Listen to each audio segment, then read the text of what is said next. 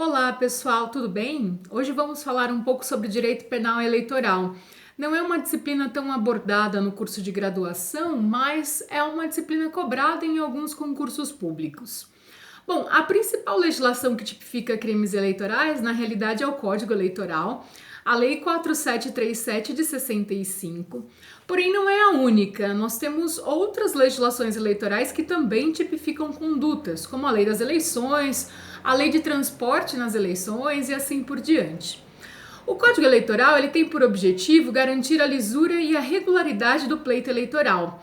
Por isso, também se considera que os crimes eleitorais são crimes comuns e não crimes políticos, que são aqueles crimes que colocam em risco a soberania nacional, a integridade territorial, a ordem institucional e assim por diante.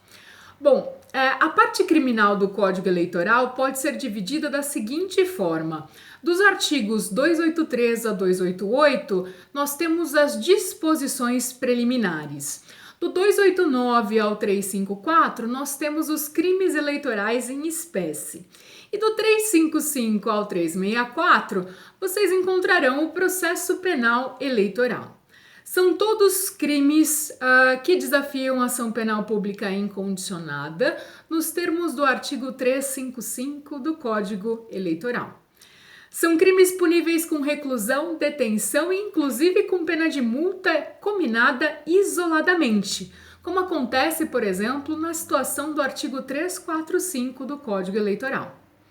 Alguns tipos penais também não indicam uma pena mínima, indicam apenas no preceito secundário uma pena máxima.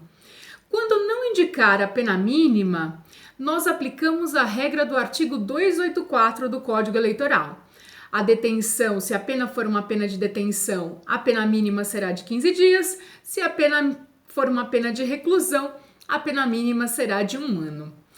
Também é importante ficar atento a algumas discussões atuais relacionadas aos crimes eleitorais, relacionadas aos crimes eleitorais.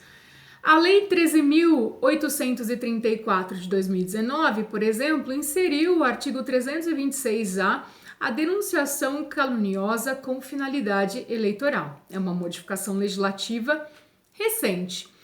Também é importante observar algumas resoluções do Tribunal Superior Eleitoral, como a Resolução 23.610 de 2019, que no artigo 9º fala da desinformação na propaganda eleitoral, trazendo ali a responsabilidade do partido, do candidato e da coligação em relação às informações veiculadas em propaganda eleitoral.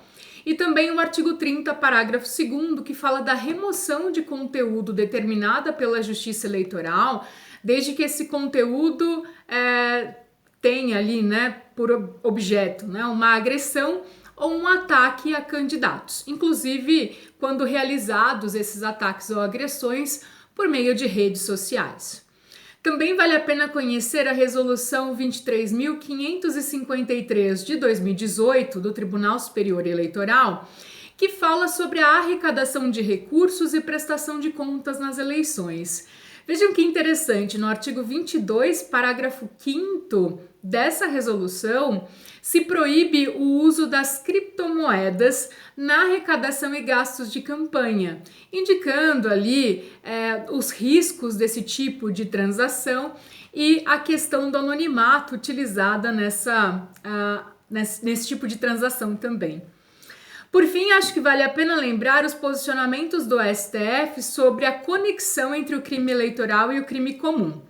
O STF, na reclamação de número 31590 de 2018, no inquérito 4435 de 2019 e na reclamação de número 34944 de 2020, reafirmou o entendimento sobre a competência da Justiça Eleitoral para julgar casos conexos a crimes eleitorais, os crimes comuns conexos aos crimes eleitorais.